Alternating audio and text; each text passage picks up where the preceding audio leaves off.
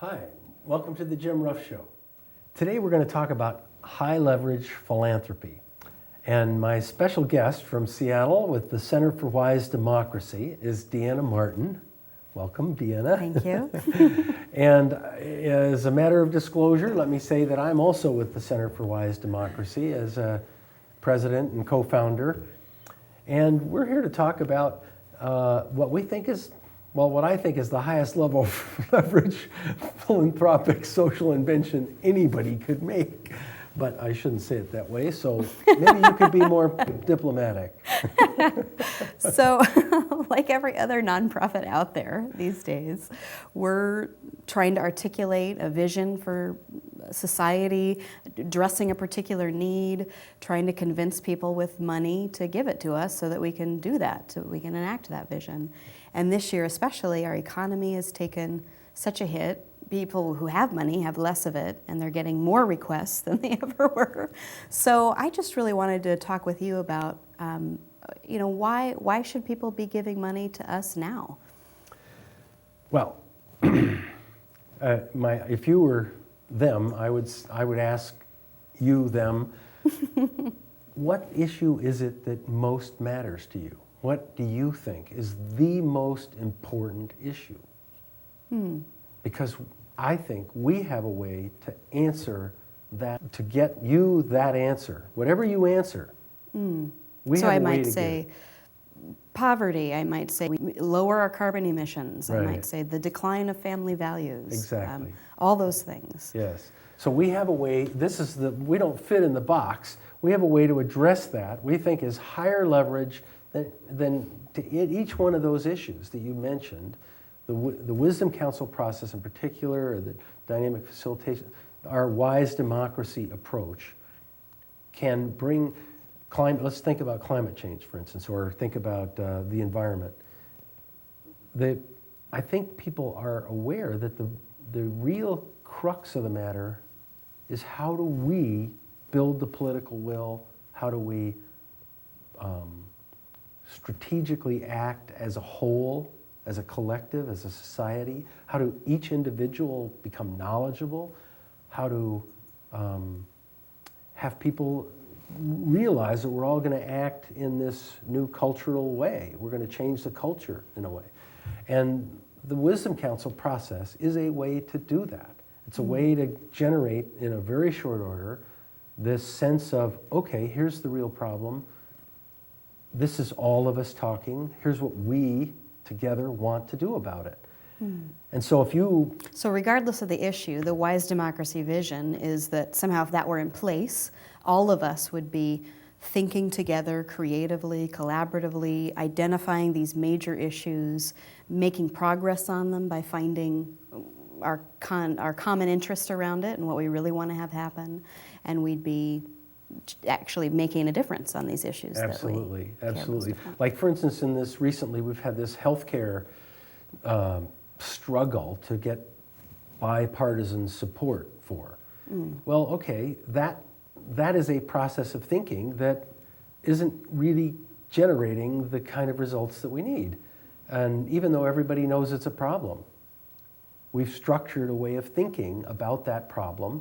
And even President Obama wants to have bipartisan support, and he really made efforts to make it bipartisan, but the system overruled. So it's because our system is designed to be a special interest battling process.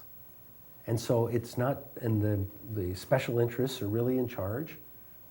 They bought the Congress people, or they're paying them lots of money. I don't know, maybe you can't say they bought them, but they're paying them lots of money in order to gain their attention.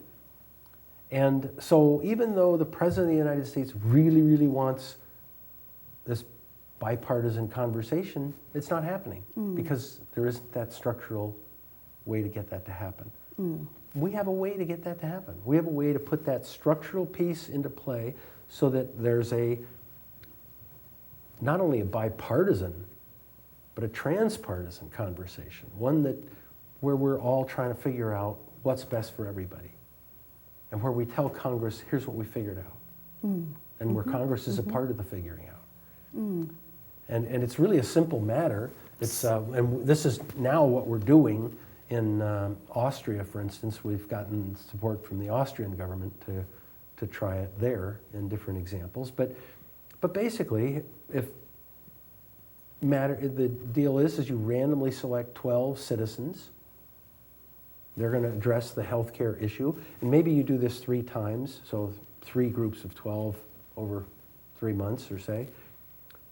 So the 12 meet with experts. They listen to the special interests. They listen to what the activists, and they then are sequestered and they come up with a unanimous sense of the problem and a story about how they got to a unanimous conclusion. And we know how to do this. We've done this over and over again. Mm-hmm, mm-hmm. We know how to create that unanimous voice of we the people. And that is because we've identified the quality of thinking and we have ways to assure that quality of thinking, rather than just trusting the process, the special interest battling process. So there's these needs that we have that no matter what the issue is we're facing, if we try to address it with our current system, we're not really going to address it. We're going to be stuck in this competitive game. Yeah. It's really hard to make any progress. It takes forever. Yeah. We have these pressing needs that are going to go unaddressed because of this system that's in place. Yes. And so this wise democracy vision, the social innovations that you're talking about, the Wisdom Council, the work that we're doing changes the system. It changes the system so that we can have these kinds of conversations that produce breakthrough leaps forward on these issues. Absolutely. This creates a voice of a general interest voice. Rather than just having the special interests battle, we now have a legitimate voice of the general interest. Randomly select 12 people, they reach a unanimous perspective, they speak their voice, and then what we've found in practice, people who hear this story generally unanimously say, yeah, we think so too. Now, you're part of the conversation. It's not like this group has any power. They don't have any power. They salt into the situation. Here's a voice of what the general interest wants. And now the conversation continues with all of us, and then maybe in a few months, we randomly select a new group, and they take the conversation another step forward. So if I'm a person with a whole bunch of money and I'm hearing this, I'm hearing like some red flags come up. So one is, they have no power, so what good is that? It's not going to accomplish anything. 2 is they're just talking. How does just talking about something change anything? So what are the results that we're seeing from doing some of the work that you've been doing? Well, I mean, when you're trying to change society, it's hard to have societies to practice on, but we've got a few. We've got a few that we've been doing. So we can point to some examples. One fun example is in Bregenz, Austria, right on Lake Constance. The city has had a succession of arguments about development projects. And so one of these projects it was recommended they do a Creative Insight Council, which is a random selection of 12 citizens to hear what the developers have in mind, to hear what the resistors have in mind, and they came up with a unanimous perspective that they presented then to the elected officials and developers, and then they presented to the community. And their unanimous perspective was, hey, this is an opportunity, maybe a 100-year opportunity to connect the city to the lake, to have this development project. That's what the citizens want. They want to be connected to the lake. So if we raised the center of gravity from the first floor, and rather than have an underground walkway to the lake underneath the tracks and the road, if we just created the second floor and had that be sort of the center of gravity and have it flow down to the lake in a stairway, then you've managed somehow, through this development project, to connect the citizens to the lake. Well, and it turns out it's cheaper.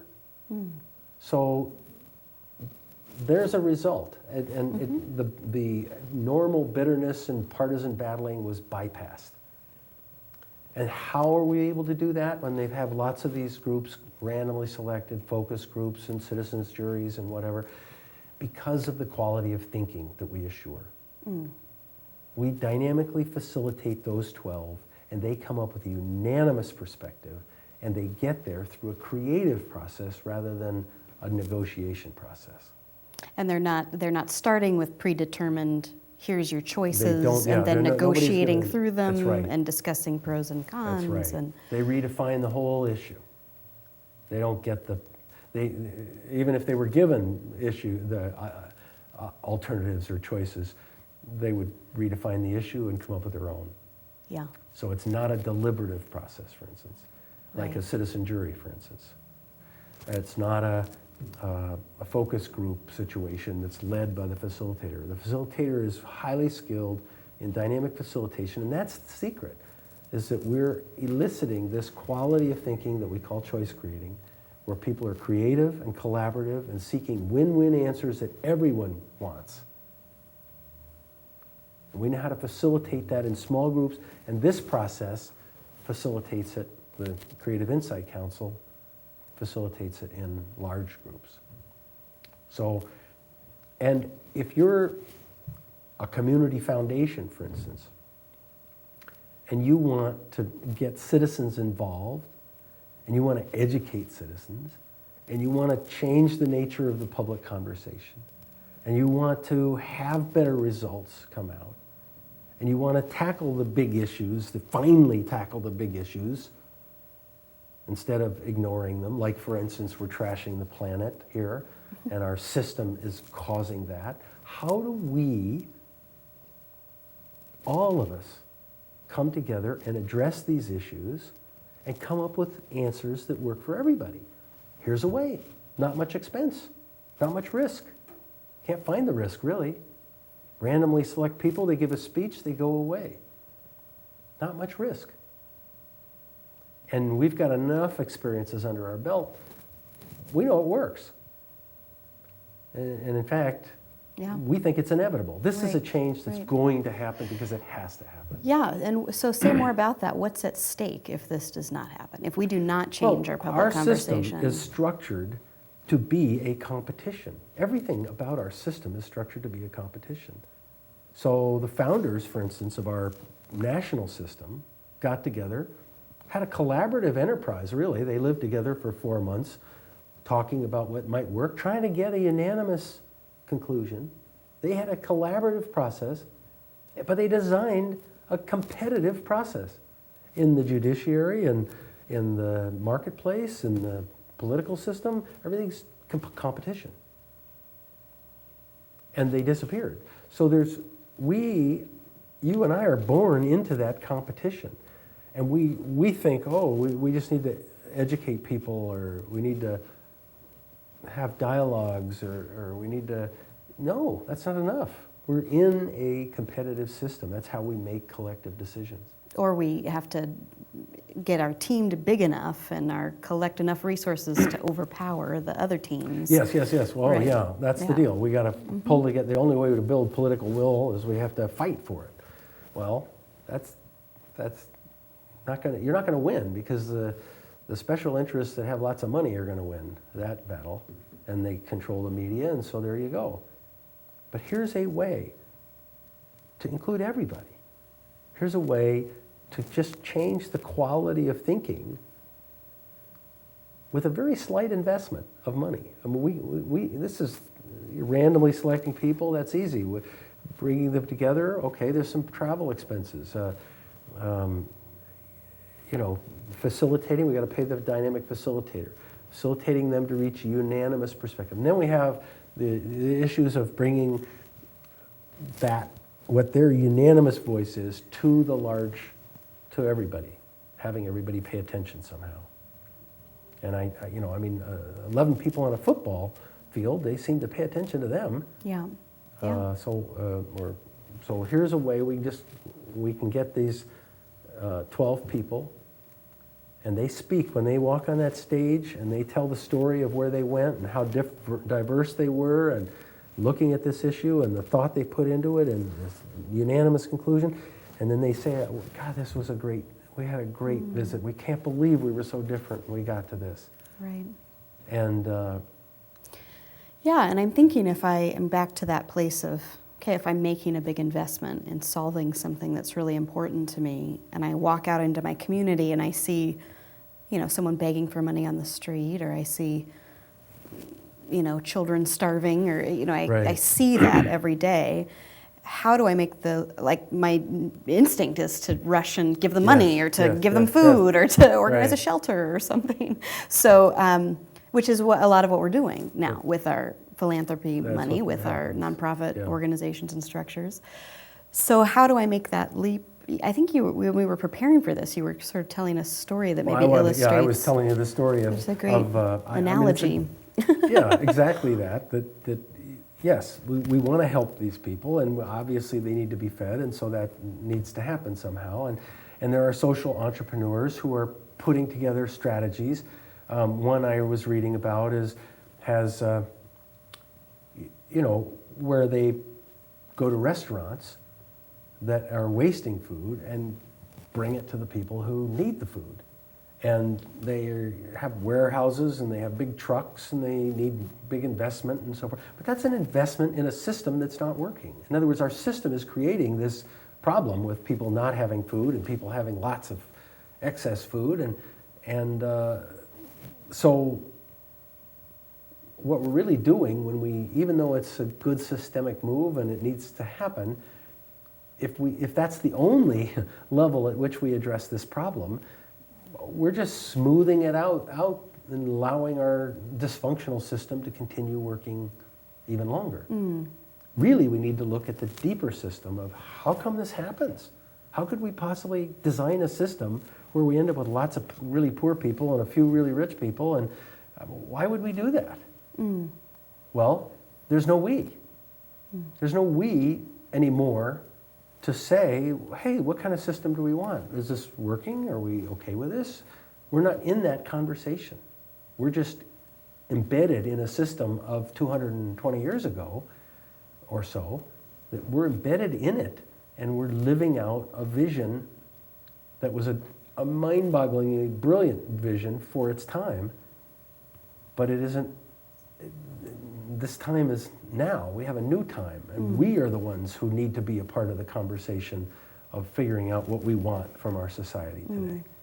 So it seems like another strategy that's often taken is this educational strategy. Like if we just taught everyone how to be competent homeowners, or we educated them about personal financing, or we taught them how to meditate and be compassionate and listen to one another, that somehow that would, if we all could learn these skills and then we could sort of be together differently, that would fix all this too. Right.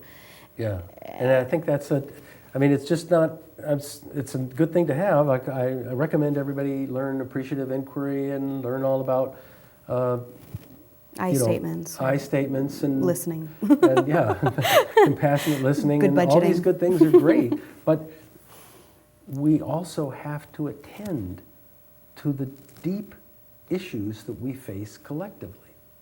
We are facing some horrible problems collectively. I just reading about fish oil this morning in the New York Times, and how the fish that create fish oil are going away. Oh, great. And why? Because everybody's in this special interest battle to see how their bottom line will do. And that was the design for a different time when we had an infinite planet and an infinite continent and infinite resources and very few people. And it was a different time. And now we're interdependent, and we have collective problems that we need to face. And our system is not designed for us to face them. And if we can leverage this little tweaky piece in here where now there's a new conversation. That's all we're doing, adding a new conversation. Sort of encircles the existing conversation. Yeah, what we already have, we just have this larger we the people conversation. We facilitate it. That includes everybody. So we're just sharing what we all want, and what's really going on, and what we really think, and we're protecting people from feeling hurt. And so it's not partisan. And we're having this voice of the general interest be a part of the conversation that our normal politics and our normal constitution and whatever. But we're just having this, we're bringing back the we the people conversation in a very simple, innovative way. Risk-free. Takes very little investment. With that new conversation in place, yeah, now all of a sudden people have the ability, they're learning about issues. They're learning about relationships and new qualities of conversation. Yeah. It's a extremely high leverage. I don't know of anything more high leverage than this. So and if I I think it's wanted inevitable. to, yes, and if I wanted to make this high leverage investment, clearly, yes, I'd give money to the Center for Wise Democracy. But what else might I, like what would you do with that money? What might that person, what actions might a philanthropist take to support this vision? That One comes to mind is a community foundation could be supported to employ these techniques in the local communities. I think government, I think we're getting closer to being able to say to government, here we have a product that can meet your needs, and government may pay us to do that. So our problem has been we have an out-of-the-box solution that doesn't fit anybody's category, that's way out of the box, and yet it's got so much positive benefit and so little risk and so little cost that it's just not, it's like invisible when people go to look at it. They can't see it. So we've worked our way down, and now we have a product that we're going to sell to government that we think where we can show them how to get this kind of bipartisan how to facilitate support. we the people, yeah. So, okay, but the community foundation part is the piece where we can do the structural change, because that's about we the people.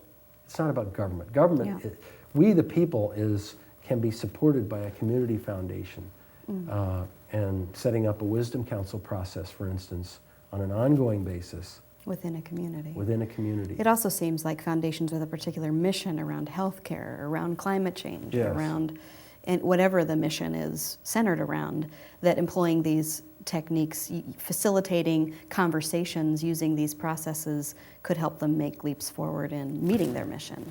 Yes, we could use the facilitation technologies to help the mission, but we also need to reach out to people who have this mission that aren't thinking analytically, saying, okay, well, we have a mission to get health care, we need to do it in Africa, we need to do it in, we want this kind of disease and that kind of, we need all that kind of thinking. It's really good, but the real healthcare mission is to transform the way the conversation happens, so people take responsibility for their own health, so that we make wise investments in products that can bring real health rather than products that bring real profits. Or dependency or whatever. And that's another thing, is that right now we have corporations seeking to addict people to products because it's profitable. It's not about health. So somehow we have to change the bottom line so that it isn't a benefit to one segment of the population, but it's benefit to all of us, where it's the best choice for all of us. That kind of conversation has to be in our system. And we have created a way that works, that's cheap, that's innovative, that can get that conversation into play.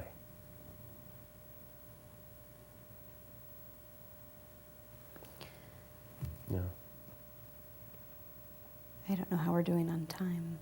We have a little bit of time, but you tell me, for instance, you're an expert in this too. So let me ask you a question. So what do you need to say to a philanthropist? Look at the camera and tell the philanthropist what needs to happen here.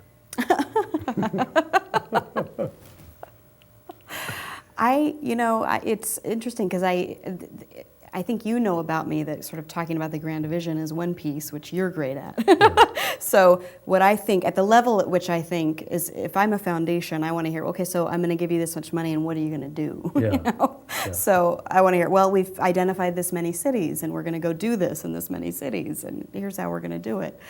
So it seems to me that the kind of philanthropy support, it's not just resources, it's helping build a collection of us that are going to go implement these things in a really wide scale and at a broad level, Yeah. so that we can not only just demonstrate it, but also make the shifts that we're claiming, Yeah. and be able to do that and Yeah. to make that impact. Well, so part of it for me is that I think this is inevitable. This has to happen, and it will happen. We need to get ready. We need to help people understand the ideas, feel okay about this idea, have a book, Right. have articles. Well, so it seems to me, if I'm a philanthropist, I might be feeling like some of this seems pretty incredible and unbelievable. So, Yeah. Are there ways? What if I've just heard all this? What's my next step? Do I go learn dynamic facilitation? Do I go experience it in some way? Do I, I don't know. Like there might be lots of opportunities to get more involved Yeah. and experience what it is we're talking about. So I'm kind of moving and I'm thinking at that level Yeah. and wondering what you would suggest. Well, watching a wisdom council process, coming and observing. You may need to go to Austria right now to get it, but hopefully we're talking to people in Santa Barbara and different cities, Oakland and different cities, to try and get it to happen here too. But right here in Jefferson County, actually. Mm-hmm. So, but I think we're out of time. Oh, okay. Okay, so thank you, Deanna, for coming, and thank you very much for being a part of this conversation.